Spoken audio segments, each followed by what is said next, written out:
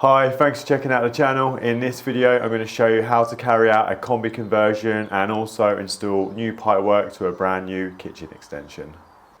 Right, let me just give you a run through of the job. So the builders here have kindly already disconnected the existing kitchen and exposed all the pipework for me. So at the moment, the customer's got a system alpha boiler, so it is already pressurized central heating, but we've still got the vented hot water cylinder and everything up in the airing cupboard and the loft, so do need to get rid of the existing tank. So because it's all nicely exposed here, you can quite easily identify what all the existing pipework is. So we'll just run through what we've got at the moment. So this one over here, looks like that's just a gas main. That's just a gas main running along. We've got a redundant cold main there on the left-hand side, and then it looks like a newer cold main on the right-hand side. So we can quite easily just pick up that cold main, run it into our new Combi boiler. Now, what we need to do is identify the pipework that we need from this existing boiler. So underneath here, we can see we've got our flow and return. So we'll be reusing these and piping that back up into our new Combi boiler. We've also got a hot feed here as well, which used to feed the existing kitchen sink. Now that's one of these two here. Now, usually you can identify which one's a cold main, which one's the hot, because the cold main is usually a bit darker. I'm not exactly sure the science behind that.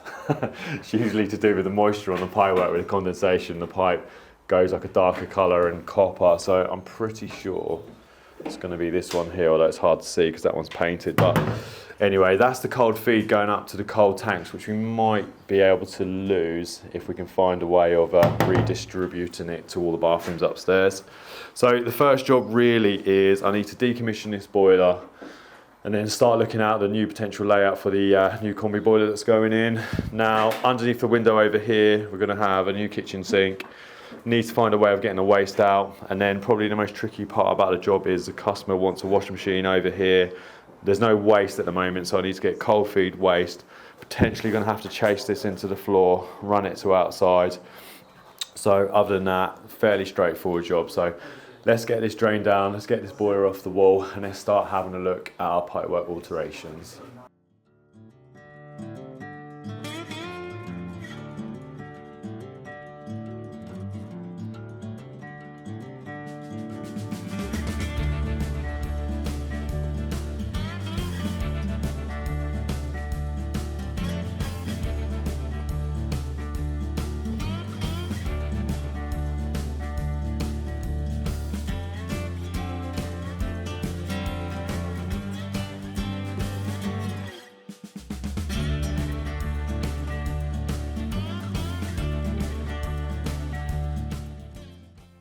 Right, with the boiler now removed, I am just beginning to label up the existing pipework just to make it a little bit easier when I begin to pipe up the new boiler. So we've got our hot feed here at the top. That would have been our hot feed to our kitchen sink, and now what we're going to do is tee back into that and almost reverse the flow, so that will then fill up the hot water to our taps in our bathroom upstairs.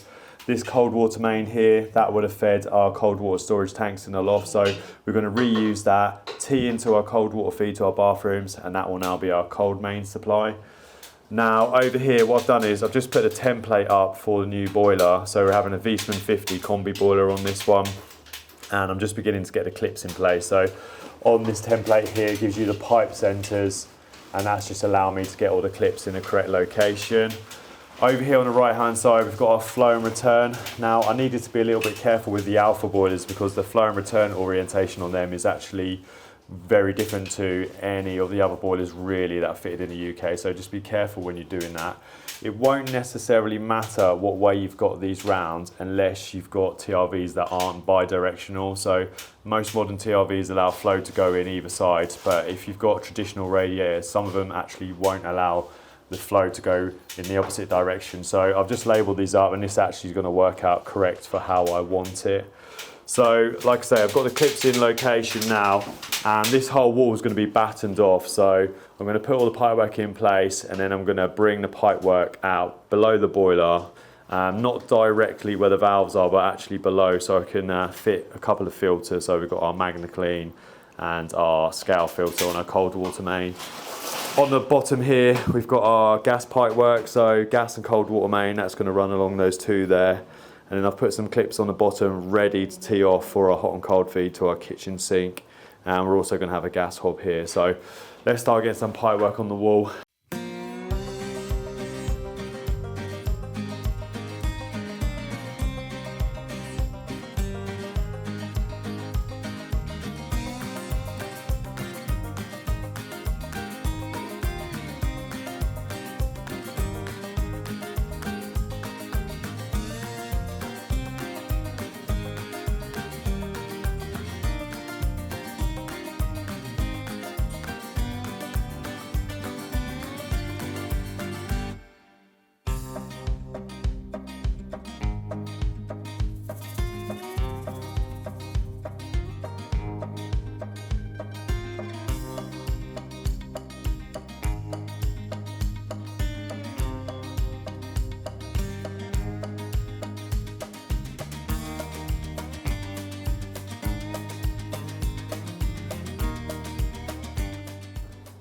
Right, that's all the pipe work in for the boiler, and I've just run some pipe work along for the hot and colds for the kitchen. So because there's going to be units running along here, I can quite easily run the pipe work behind and then to the kitchen sink just underneath where that new window's been fitted. So we've got a hot and cold there, also got a gas pipe because they're having a gas hob.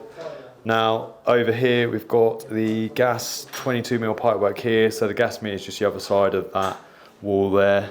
Haven't connected the coal main yet, but that's going to be there. Going to try and get that back to the wall if I can.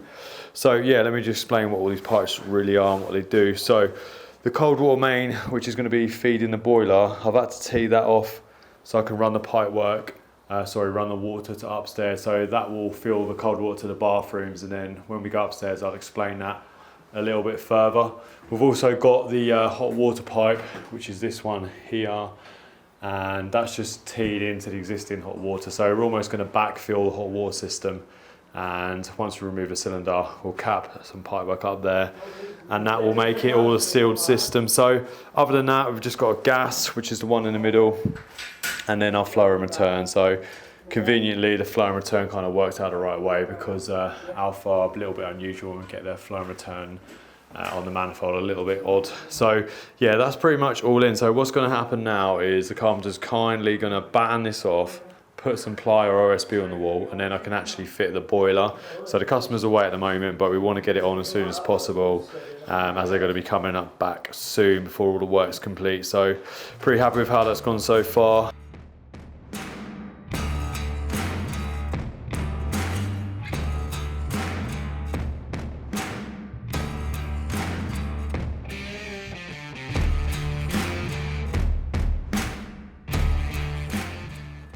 So moving swiftly on then, the carpenter has actually been in really quickly and got all the OSB and plasterboard on for me.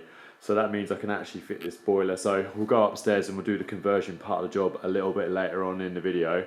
So as you can see, they've just battened off the section where I'm going to hang the boiler, put some OSB on and some plasterboard, so that gives me some decent fixings.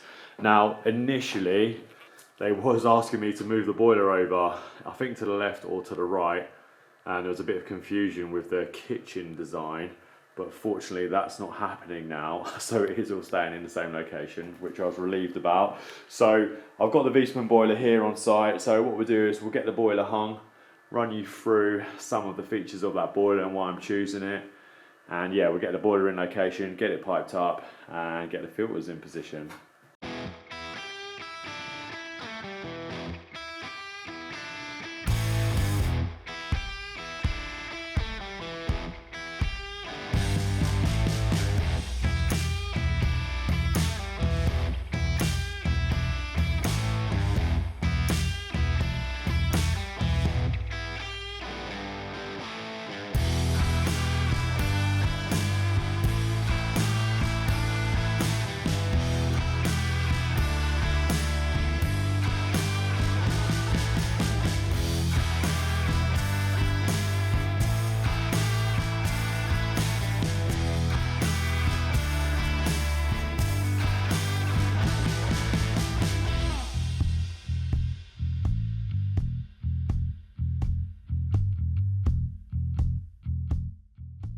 Okay, that is the boiler all hung and piped up other than the condensed pipe. So let me just give you a quick run through of the pipework underneath. So we've got our flow on the left here to our central heating. On your isolation valve you've got a pressure gauge and also a drain off you can incorporate. We've got this flexible hose here. This is for our condensed pipe. That just pushes onto a plastic spigot, so you need to grab this plastic pipe out of the box. Hot water pipe here, gas in the middle, and then the reason why I dropped this pipework lower than the actual boiler itself is so I can fit these two filters. So we've got the ADI scale filter here, that just protects the boiler from scale build up from your cold water main, and also our ADI Magna Clean. So I've gone for the micro on this one just so we can keep this pipework quite compact. So still a really good filter. All I've really got left to do is to drop a waste pipe. I'm probably going to drop it down to outside. There's a drain on the other side of this wall, so just poke through that existing hole here. The only thing really I've got left to do is the flue. So I've got a non-telescopic flue. I'll be honest, I don't know if these will actually do a telescopic flue. I don't believe they do. So I'm going to get that kind of position. Once we're all done here, or once we're to a certain point where the pipework's all complete, I'm going to go upstairs and take out the cylinder and start piping that up for the conversion. Okay, so I ventured upstairs and we're now in the airing cupboard. So quite honestly, I would usually do the conversion work first in the airing cupboard. I usually start up in the loft, work my way into the airing cupboard, and then more commonly the boiler work done downstairs is done at the end. But we're doing this in the opposite way round. I've got some other conversion videos which you might find quite helpful, so I'll leave a link to those at the end. So now we're in the airing cupboard. What I'm going to show you to do is which pipes to join together, which pipes we can lose to actually convert this from a low pressure open vented system into a pressurized combi boiler system. So first of all, let's get this cylinder drained down and then we can start beginning on the work.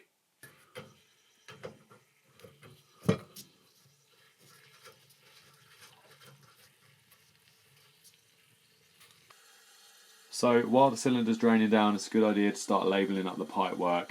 You don't want to remove something that you might actually need. For example, over here we've actually got a shower pump. So what we're going to have to do is retain the pipework that actually goes to the shower. So we've obviously got hot water going into the pump and hot water out, and that's the same on the cold water side. So the section of pipework that's on the out, so which is actually going to the outlet of the shower, you can see here, got these 15mm feeds running up the back. We're actually going to have to rejoin onto that. Now, coming off of the top of the cylinder, you usually have a vent pipe which goes up to the tank in the loft, so that looks like this one here. So what you need to do is just check that this vent pipe doesn't actually feed anything else before you actually lose it. Now traditionally that will just go up uninterrupted and just vent into the top of the cold water storage tank, so I will double check that before I lose it. So that's the hot pipe there. So because we're back filling the system, the hot water is actually going to come back up this pipe, so I need to link that pipe over to my hot water supply to my shower, and that should then theoretically feed everything that's hot inside the property. Now I have to do a similar thing with the cold. So we've got this cold main pipe here, this 15mm one. That's the one at the back there, the darker coloured one. Now that will actually at the moment be going up to feed the cold water storage tank in the loft. Now because that cold water storage tank is actually filling or supplying the water to our cold water to our bathrooms, I'm going to actually need to tee that in or cut that into my cold water supply to my bathrooms. Now looking at it, that looks like it's this one here. So again, this looks like this is our cold water supply from our cold water storage tank, and because we're going to be losing the tank, I need to link the two together. So link the cold water main to the cold water supply to my bathrooms. So whenever you're removing pipework or doing a combi for conversion, you will normally always retain some pipework in the airing cupboard. So there's still going to be quite a lot of pipes and valves in here, etc. But we'll try and tidy up what we can. So regarding the central heating, what we've got here, so this is a very traditional setup with a 3-port valve. We've got our flow coming from our boiler, which is this one here. So the one that goes into the middle, it's usually labelled up A and B on the brass valve. Now that's still our flow from our new combi boiler. Now this diverter valve here, this 3-way valve, what it does is it's diverts the water from the boiler, or the heat from the boiler, to either heat up the coil of this cylinder or go to our central heating. So because we no longer need the flow going into a hot water coil, we can actually link that flow pipe over there at the back and put it straight into our central heating. So that's the main conversion part that you do. So you link this flow to your central heating to the flow to the boiler, and then lose this diverter valve here. Now the return pipe work should pretty much take care of itself, other than the fact that you've got a return that goes from your hot water coil down to your return pipe work back to your boiler. So you will need to cap that pipe, which is this one here. So the return pipe work from your hot water coil, you're going to need to cap that. You can kind of see here there's a T very tight to it, so we don't want to lose that, because there's a good chance that's the central heating return, or possibly the return to the boiler. So we need to maintain that T. So what I'll probably have to do is remove this gate valve and literally just put a cap on it for now.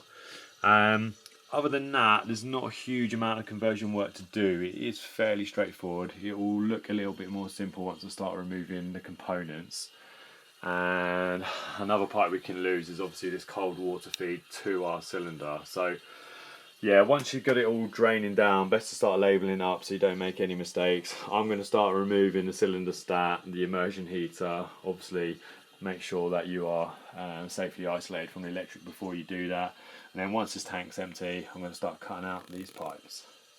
Okay, once you've got it all ripped out, it should look something like this. So I've just left the pipes in place that we need to reuse. I've not cut them down to size yet, but I just want to show you what it is we've actually got left. So those two capped pipes there, that's actually our feed to our shower. So we've got hot on the left, cold on the right. We're going to need to reincorporate those. This pipe here on the right hand side, that's our cold feed to our bathroom. So what we're going to have to do is our cold main here, which is this dark copper pipe here, I'm going to need to tee it into the shower and then also into the cold supply to the rest of our bathroom. So those three pipes there I'll need to tee together. Now this is our hot feed to our shower, and the only hot pipe we've got here is this long one sticking out here. So basically this used to flow all the hot water down from our cylinder, but now the hot water is actually going to be coming back up. So what we need to do is just join those two together like so. Now regarding the central heating part of the conversion, you can see here I've moved the diverter valve. Obviously the cylinder's out now, so we have got here our central heating flow and then our boiler flow, which annoyingly is this one here. So I need to link that one and that one together, and then this return pipe I literally just cap. So once that's capped, that'll just make it a totally sealed system. Now this was a little bit unusual because it actually already was a sealed system on the central heating, so there's no header tank in the loft at all. So doing the system conversion on this is actually quite simple. So I just need to join those two together, cap that, and then tee all the hot and colds in, and then that's pretty much it. So you can see how much room the customer's now going to have. And yeah, let's get all these teed in and get all this pipework sorted. So we should be left with something like this. So I've got my boiler flow going into my central heating flow, and my hot water return is now capped. So in terms of central heating alterations, that's all I need to do. Now you can see here I've linked my hot water flow up to my hot water feed to my shower. I've added an isolation valve just there, and then up here exactly the same thing on the cold. So I've got a cold isolation valve on my cold water main, that tees off to feed my cold water shower. Ignore that pipe there, I'm going to take that out in a minute. That's feeding the redundant tanks, and then I've just linked that into the cold feed to my bathroom. So in terms of pipework alterations, that is pretty much it. So as long as you get it in the right orientation, you should be absolutely fine. In all honesty, if you can, it's worth doing some of these alterations under the floor, but this one is all plastic, so it's not something I'm going to be getting involved in on this one. The fun bit now, so I've just jumped up in the loft, and like I said before, in all honesty, I'd usually do this step first, but we've left it till last on this occasion. So what I'm going to do is use my wet vac to hoover up all the residual water that's left in the tank. So obviously it's been drained for a while now since we've been here working on it. So I've got a battery operated little hoover here, so that's really handy for stuff like this. So let's get all the water out of that tank, and then I can disconnect it and then we know that that's totally made redundant. Now, like I said earlier, with the hot feed, I just need to check that nothing else is actually branching off of that before I totally do away with the loft area. So need to make sure nothing's branching off. Technically it shouldn't be. Sometimes you get poorly installed showers like branching off in the loft, so you do need to check that. I've had that happen before on an ensuite I wasn't aware of, so yeah, double check that. But other than that, just need to empty that. If you can, obviously get it through the loft hatch. I doubt very much we're going to be able to do that on this one. It's quite a jam-packed loft. So anyway, let's get this disconnected and drained down.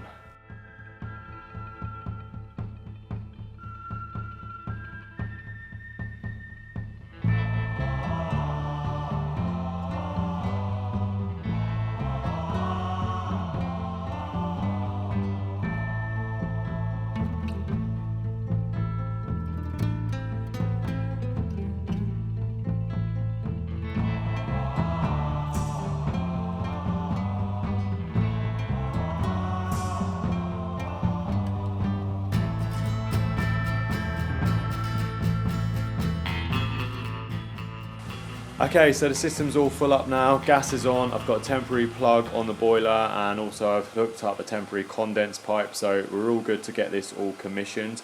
Now when you turn the power onto this boiler, it's going to come up with AP, and that basically means it needs commissioning. Now you can commission these directly on the screen, on this little screen here, but I like to use my phone, so you can actually connect your phone directly to the Wi-Fi of this boiler. The app is called Guide or V-Guide, and I like to service all my Viessmann products this way.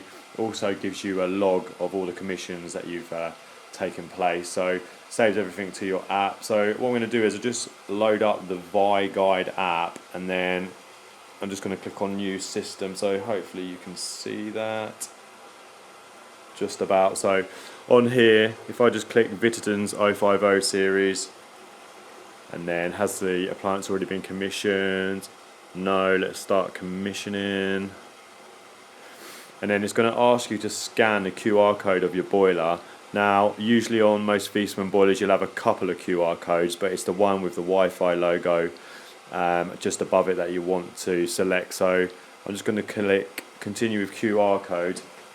Now, on the left hand side of this boiler, it's this QR code here, or this one here inside the boiler. So if I just put my phone in front of it, that's going to connect onto the Wi-Fi of the boiler, and then back to my phone. Is that focusing? Probably not. So I can just click here, Viessmann. That's going to start connecting to the boiler, and then I can run through the stages of actually commission this. Now, if you want a bit more of an in-depth look at this, I've got other videos on going through this app, and you'll be able to find them on some of my Viessmann boiler reviews. So I'm going to get this all commissioned now, run the central heating, and then when the customer comes back, they should be happy that it's all up and running. So thank you very much for watching this video. If you want to find out more about Combi conversions, then I'll leave a link at the end of this that you can click on and watch some more and gain some more info. So thank you very much.